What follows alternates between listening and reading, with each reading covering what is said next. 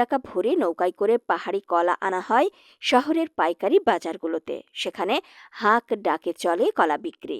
পাইকারদের হাত ধরে পাহাড়ি কলা ট্রাক ও পিকআপে করে চকরিয়া, কক্সবাজার, চট্টগ্রাম, ফেনী, কুমিল্লা, চাঁদপুর ও ঢাকা সহ দেশের বড় শহরে নিয়ে যান বড় বড় পাইকারি ব্যবসায়ীরা। শহরের বাজারগুলোতে পাহাড়ি অঞ্চলের কলার চাহিদা অনেক বেশি। সমতল এলাকার কলা আর পাহাড়ের কলার গুণগত মানে অনেক পার্থক্য। তাই এখানকার কলার দামও বেশি। প্রতি বছর কলার দাম বাড়ে।